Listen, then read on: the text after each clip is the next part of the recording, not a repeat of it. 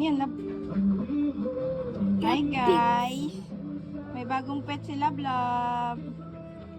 Tcharan! Yan, may crayfish na kami guys. Bagong pet. Huwag dyan ilagay. Tara, dito natin sila ilagay. So ayan guys, may bago kaming aalagaan at paparamihin.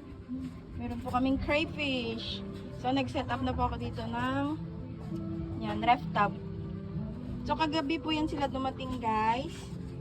Yan, tapos nilagay ko doon sa mga kuha ko. Kaya ko sila nilipat dito kasi nga yung PO2 kinakain din ng kuha ko, kaya hindi na sila nakakakain.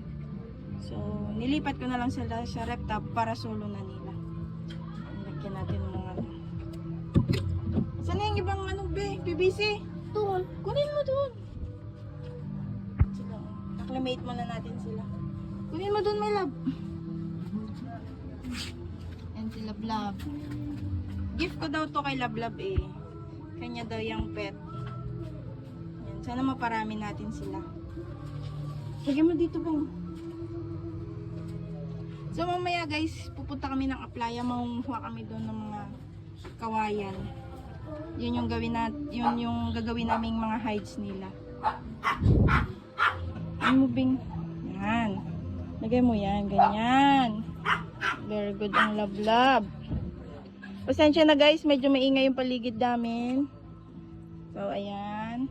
Bali ito pala yung mga hides ng mga parrot ko guys.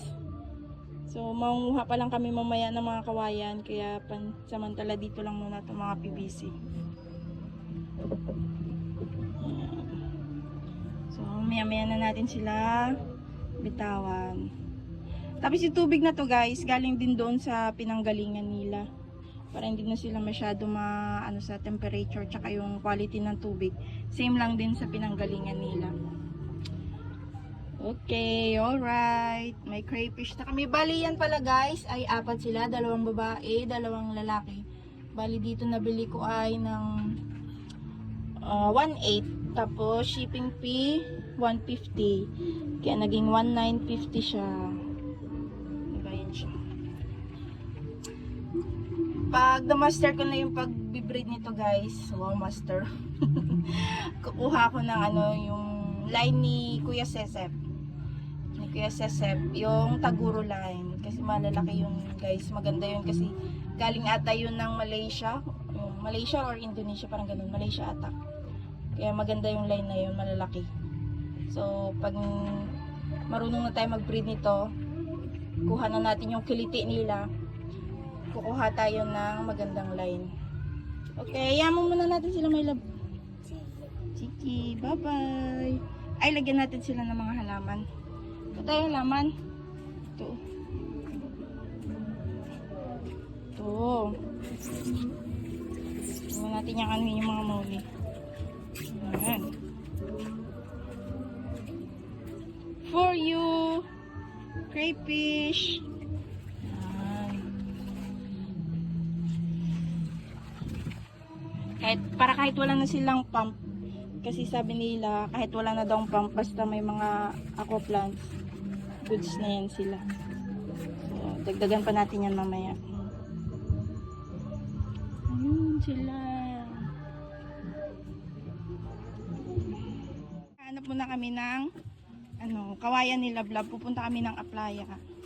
Punta kami Aplaya.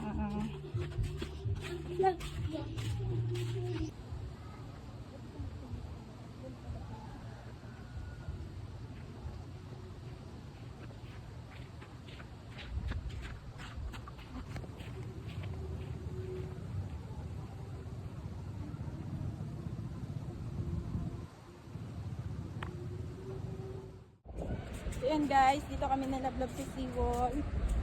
Nahanap kami ng kawayan na magiging hides ng ating mga crayfish. Hindi sila Lablab.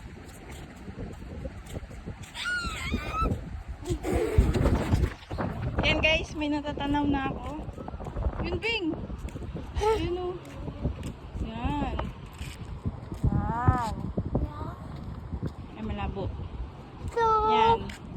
Daanan natin dyan mamaya. Ay, kunin ko na lang. Baba lang si mama. Ito ko lang ha.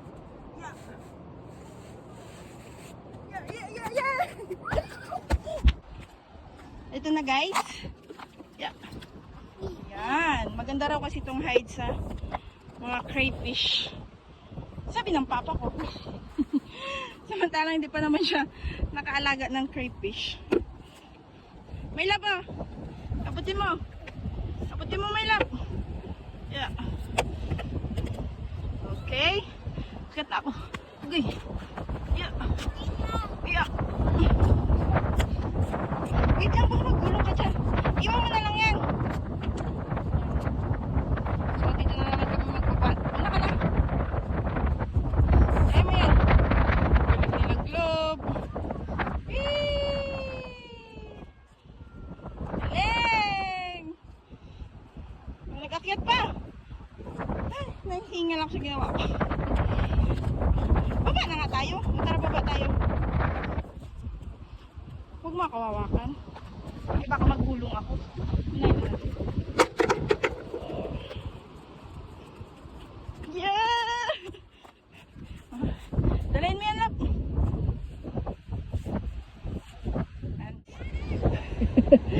So, ayan guys. May nakita ako ditong lapad. Ayan o, puti ng tanduay.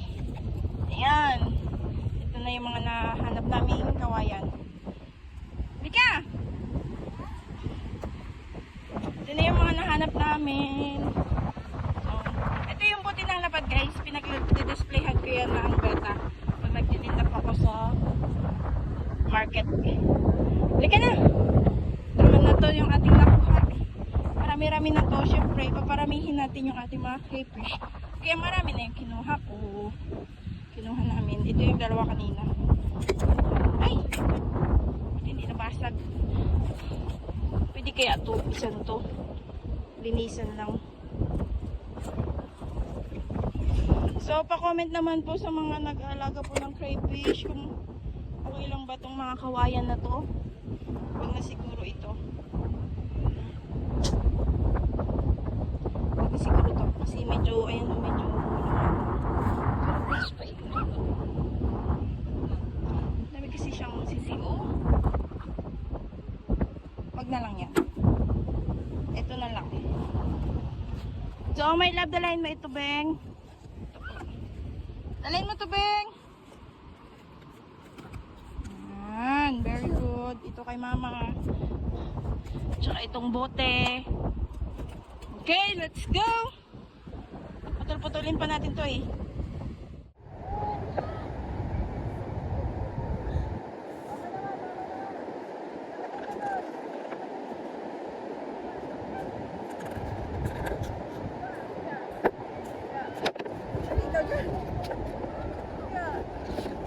Let's go.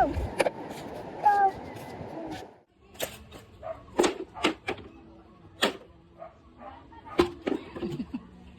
So ayan guys, lalagariin na namin to. Kakapoy. Ayan. Lalagariin natin. Bitawan na pala natin yung crayfish natin. Nalagay rito, Beng! Beng, iyan mo sila! So ayan guys, na-acclimate na yan sila. Beng! Ayaw mo ako na magbitaw. Sige na. Ikaw na. Ikaw? Ikaw na magbitaw sa kanila. Yay! Ayun na. Ayan na. Ayan na sila. Labas na sila. Ayan na sila. Suti na.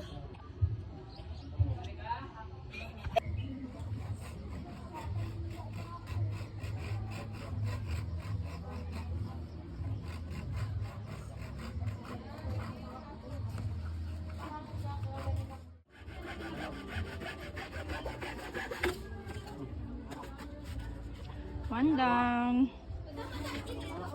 Ilang kaya to ah? Amoy bahura. Baka ma-deads ang ating crayfish dito. So guys, ito na yung ating kawayan na hides. Yan. Hindi ko na kinat lahat guys kasi napapagod na ako. Lagay natin dyan. Yun yung isa oh, nagalagaw. Ay. Nagalutang man di pala ito. At ayun guys, lumulutang yung kawayan. Hindi siya maglubog. Yan. Nakalutang yung ating kawayan. Bakit ganon? Ay, maglubog. Dapat dito lagyan ng mabigat, lagyan ng bato. Yan. Dapat lagyan ng bato. Ang galing lumulutang. So, ayan guys, ito yung ating mga ano. Yan, nilagyan ko ng buti ng ano guys, yung buti ng gin. Ayan sila, nag-explore.